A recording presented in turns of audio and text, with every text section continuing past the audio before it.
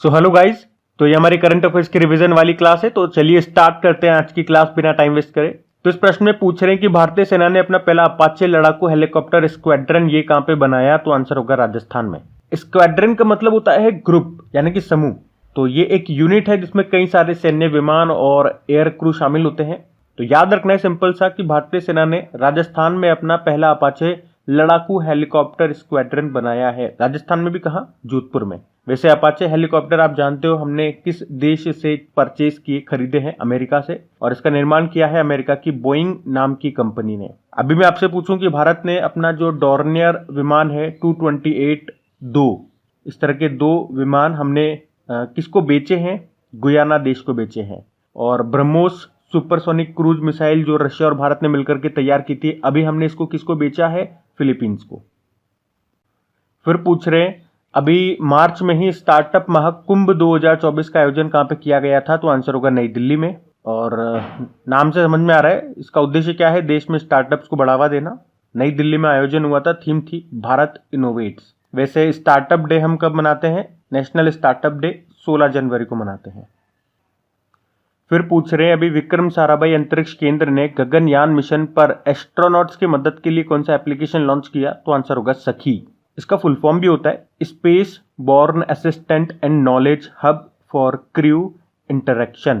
क्या काम करेगा? तो गगनयान मिशन पर जो भी एस्ट्रोनॉट्स जाएंगे ये उनका ब्लड प्रेशर, उनकी हार्ट बीट वगैरह ये सब मेजर करेगा, उसके बारे में जानकारी देगा। मतलब कह सकते हो उनके स्वास्थ्य की निगरानी करेगा। गगनयान मिशन तो आप जानते हो ना, ये भारत का पहला मानव युक्त मिशन है जिसका उद्देश्य है भारतीय अंतरिक्ष यात्रियों को अंतरिक्ष में लेकर के जाना।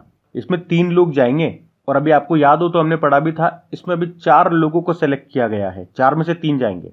मैं चारों के नाम बता दूं आपको: प्रशांत बालकृष्णन, अजीत कृष्णन, अंगद प्रताप और शुभांशु शुक्ला। वैसे भारत के 2 लक्ष्य आपको जरूर याद रखने हैं कि हमें कब तक अपना स्पेस स्टेशन बनाना है और कब तक इंसानों को चंद्रमा पर भेजना है। तो 2040 तो चंद्रमा पर भेजने का लक्ष्य है इंसानों को, और 2035 तक हमें अंतरिक्ष स्टेशन बनाना है। ये जरूर याद रखना 2 लक्ष्य।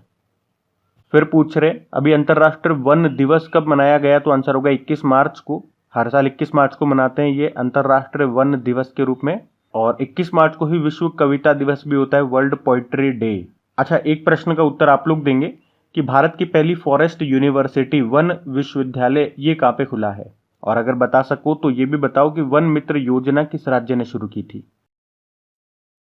फिर पूछ रहे हैं अभी एविएशन वीक लॉरेट्स पुरस्कार किसे मिला? तो आंसर होगा इसरो को। एक्चुअली में जो हमारा चंद्रयान 3 मिशन सक्सेसफुल लैंड कर गया चंद्रमा पे, तो उसी की उपलब्धि के लिए इसरो को ये पुरस्कार दिया गया। और इससे पहले आपको याद हो तो इसरो को चंद्रयान 3 मिशन के लिए ही लीफ एरिक्सन लूनर पुरस्कार भी मिला था। और इसरो के जो अध्यक्ष हैं एस सोमनाथ, उनको केपीपी नामबियार पुरस्कार मिला था। अगला प्रश्न देखते हैं। फिर आपसे पूछ रहे हैं कि इंडियन बैंक एसोसिएशन के अध्यक्ष कौन बने? एमवी राव बने। और इन्होंने किनका स्थान लिया? अतुल कुमार गोयल का। कौन है ये MV Rao? Central Bank of India के एमडी सीईओ हैं। तो याद रखना भी 2023-24 के लिए इंडियन बैंक एसोसिएशन का अध्यक्ष बनाया गया। क्या है ये इंडियन बैंक एसोसिएशन?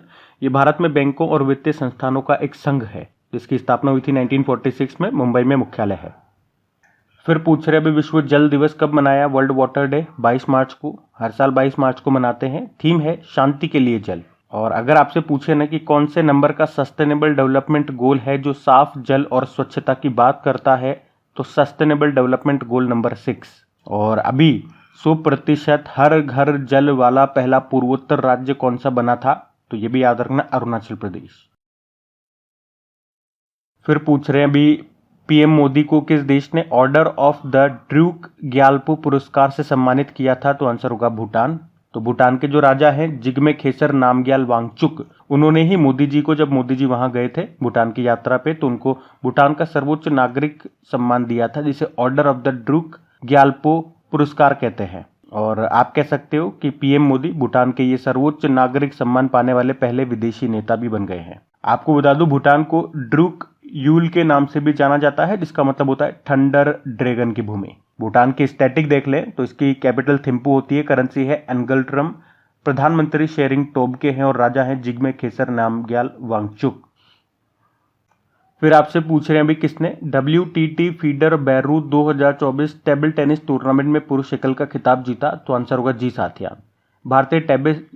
जी साथियान का नाम याद रखना, भारतीय टेबल टेनिस खिलाड़ी हैं ये, और अभी इन्होंने ये खिताब जीत लिया है। इसमें वुमेन सिंगल जीता है जिया लियान ने, जो कि लग्जमबर्ग की है। फिर पूछ रहे हैं पेरिस ओलंपिक में भारत के ध्वजवाहक कौन बने हैं, ये इंपॉर्टेंट रहेगा क्वेश्चन, आंसर होगा शरद कमल। तो पेरिस ओलंपिक के उद्घाटन समारोह में भारत के ध्वजवाहक फ्लैग बियरर बनाए गए हैं शरद कमल को, जो कि एक टेबल टेनिस प्लेयर है। वहीं आपको याद हो महिला मुक्केबाज MC मैरी कॉम को भारतीय दल का प्रमुख यानी कि शेफ द मिशन बनाया गया था, लेकिन फिर बाद में उन्होंने अपने आप को इस पद से हटा लिया। निजी कारणों से बताया था उन्होंने कि मैं ऐसा कर रही हूँ, लेकिन अपॉइंट तो किया था, इसलिए मैं आपको बता रहा हूँ।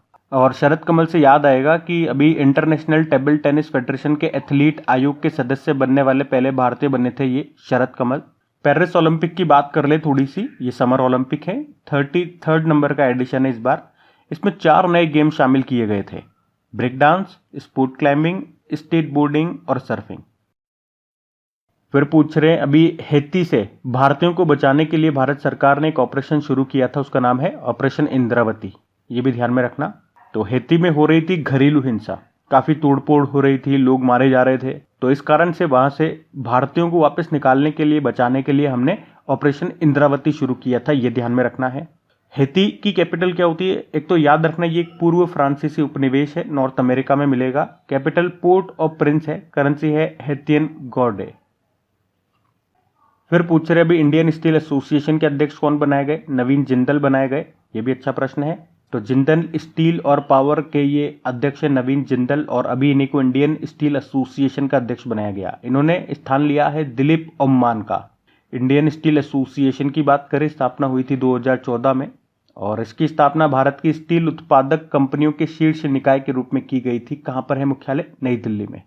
अच्छा, अगर मैं आपसे पूछूं कि भारत का पहला आधुनिक स्टील प्लांट ये किसने स्थापित किया था, जमशेदजी टाटा ने 1907 में, जिसे अभी टाटा स्टील के नाम से जानते हैं। कहां पर है, जमशेदपुर झारखंड में। और आपको याद हो तो दूसरी पंचवर्षीय योजना में यानी कि 1956 से 1961 के दौरान भारत सरकार ने सार्वजनिक क्षेत्र के पहले इंटीग्रेटेड स्टील प्लांट की स्थापना की थी। जैसे उड़ीसा में राउरकेला स्टील प्लांट जर्मनी के सहयोग से बना, छत्तीसगढ़ में भिलाई स्टील प्लांट सोवियत संघ के सहयोग से बना, और पश्चिम बंगाल में दुर्गापुरा स्टील प्लांट ये ब्रिटेन के सहयोग से बना था। स्टील प्रोडक्शन में दुनिया में बात करोगे तो पहले स्थान पे चाइना है, दूसरे पे भारत है। और याद रखना स्पंज आयरन का सबसे बड़ा उत्पादक देश ये भारत है, और चीन और अमेरिका के बाद तैयार स्टील का तीसरा सबसे बड़ा उपभोक्ता कंज्यूमर ये भारत है। और भारत की पहली स्टील सड़क कहाँ पे बनी थी, गुजरात के सूरत में। अच्छा, आप तो ये बताओ, अभी सारे मंत्रालय बदले गए, नया कैबिनेट बना, तो उसमें स्टील मंत्रालय किसे दिया गया। इससे पहले स्टील मंत्रालय ज्योतिरादित्य सिंधिया के पास था। और आप ये भी बताओ ज्योतिरादित्य सिंधिया के पास अब कौन सा मंत्रालय आ गया है। देखो, कैबिनेट मंत्रालय का मैंने आपको ट्रिकी वीडियो बना करके दिया है, वो वीडियो अगर आपने देखा है तो फटाक से आप सारे उत्तर कर दोगे, दिक्कत नहीं आएगी आपको। क्योंकि जब मैं प्रश्न पूछ रहा हूं ना, वो ट्रिक अपने आप मेरे माइंड में आ गई है, वो उत्तर भी मेरे माइंड में आ गए। और स्टील मैन ऑफ इंडिया ये कहा जाता है जमशेद जे ईरानी को, ये भी ध्यान में रखना। तो आज का सेशन यही समाप्त करते हैं। कमेंट करके जरूर बताइएगा सेशन कैसा लगा, और अच्छा लगा तो लाइक करके शेयर जरूर कीजिएगा। आज के लिए इतना ही, थैंक यू।